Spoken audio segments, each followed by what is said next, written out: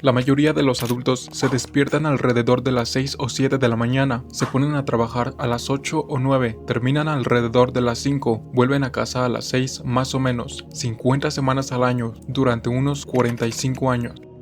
La mayoría se alegra de tener un trabajo, pero en realidad no lo eligen. Pueden soñar, pueden estudiar e incluso formarse para el trabajo que desean intensamente, pero tarde o temprano para la mayoría eso no funciona. Entonces toman lo que pueden y se las arreglan. La mayoría tiene familias que mantener, por lo que necesitan sus trabajos más de lo que sus trabajos admiten necesitarlos. Son empleados, y como empleados, la mayoría no tienen voz ni voto sobre casi nada en el trabajo. El propósito o servicio, los objetivos a corto y largo plazo de la empresa, se consideran literalmente no asunto suyo, aunque estos asuntos influyen drásticamente en todos los aspectos de sus vidas. No importa que hayan dedicado años a la supervivencia diaria de la empresa, los empleados, incluso cuando se les llama gerentes, en su mayoría reciben órdenes, o de lo contrario, parece una forma extraña de estructurar una sociedad libre. La mayoría de las personas tienen poca o ninguna autoridad sobre lo que hacen 5 días a la semana durante 45 años. No suena muy parecido a la vida, la libertad y la búsqueda de la felicidad. Suena como una nación de zánganos. Antes, la compensación por ser un zángano era la libertad de vivir en su propia casa, a su manera, en una comunidad limpia y segura en la que sus hijos tenían la oportunidad de ser zánganos más felices y ricos que usted. Pero ahora los trabajadores no pueden permitirse comprar una casa, hay menos comunidades limpias, ninguna es segura y las perspectivas de sus hijos son peores. Esta situación puede deberse a que durante 5 días a la semana, durante 45 años, usted no tuvo voz ni voto, mientras que otras personas tomaron decisiones que no le favorecieron. No estoy seguro de la felicidad de quien hemos estado buscando últimamente, pero una cosa está clara, no es la felicidad de quienes han hecho el trabajo de nuestra sociedad. Por otra parte, o eso dicen, eres libre, y si no te gusta tu trabajo, puedes buscar la felicidad creando tu propio negocio, convirtiéndote en un empresario independiente, pero eres tan independiente como lo sea tu calificación crediticia, y para competir en la comunidad empresarial, tendrás que tratar a los demás, a tus empleados, como esclavos tanto como puedas. Págales lo menos que toleren, y no les des voz ni voto en nada, porque eso es lo más eficiente y rentable. El dinero es la norma absoluta, la libertad, la dignidad y el bienestar de los demás seres humanos simplemente no figura en la fórmula básica. Puede parecer una forma bastante dura de expresar las reglas por las que se rige hoy el mundo, pero si sueno radical, no es por haber leído mucho en una acogedora universidad y luego haberme lanzado a dar mi opinión. Aprendí sobre los trabajadores hablando con trabajadores, desde los 18 a los 29 años, menos unos cuantos meses de distracción en la universidad, cuando tenía 22. Trabajé en el tipo de empleos que esperaba tener toda mi vida: tipógrafo durante 2 años, transcriptor de cintas durante 6, corrector de pruebas, un tipo tremendamente incompetente durante unas semanas, mensajero durante unos meses y secretario, durante 1 año y medio. Después dejé de trabajar de manera constante y los trabajos se volvieron más raros: celador de hospital, vendedor de aspiradoras, empleado de mostrador de McDonald's, camarero, clavador de clavos, hormigonero, fregador de inodoros, conductor. Fue durante los años de trabajo de oficina cuando me di cuenta tenía 2 semanas de vacaciones pagadas al año. Un año tiene 52 semanas. Incluso un trabajador relativamente poco calificado y sin educación como yo,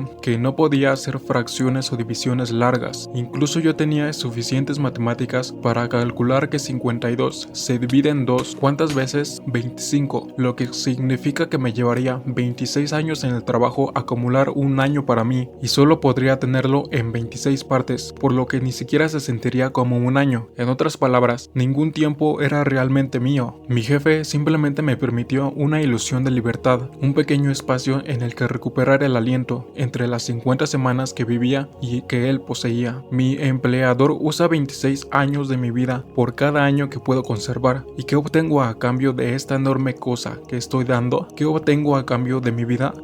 Un salario tan escaso como pueda conseguir. Si tengo suerte, algún seguro médico. Si tengo mucha suerte, la definición de salud. Y en un lugar de trabajo verdaderamente iluminado, una pensión o participación en los beneficios. Suficiente para mantenerme satisfecho, pero no lo suficiente para hacer que mi vida sea diferente. Y eso es todo.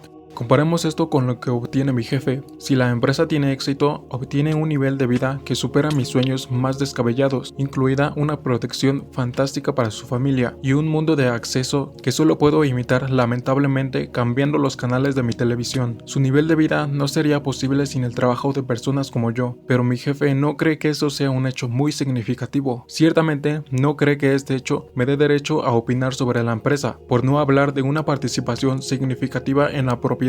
Oh no, la empresa es suya para hacer lo que quiera con ella, y él es dueño de mi trabajo, punto.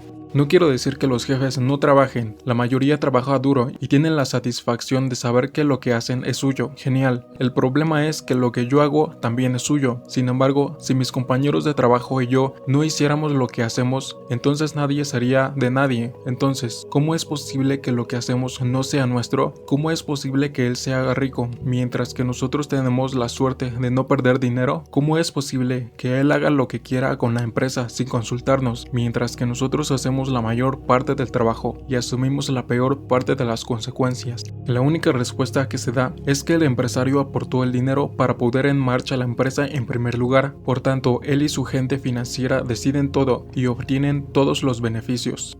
Disculpen, pero eso parece un poco desequilibrado. No tiene en cuenta que nada sucede a menos que se haga el trabajo. No debería deducirse de ello que, siendo el trabajo tan importante, quienes lo realizan merecen una fórmula más justa para medir quién obtiene qué. No hay duda de que las personas que arriesgaron o recaudaron el dinero para formar una empresa o sacarla de problemas merecen un retorno justo de su inversión, pero ¿es justo que obtengan todo? Se necesita más que inversión y gestión para que una empresa viva. Se necesita el trabajo, la habilidad y el talento de las personas que hacen el trabajo de la empresa. ¿No es eso una inversión? ¿No merece un retorno justo? ¿Una voz? ¿Una parte del poder?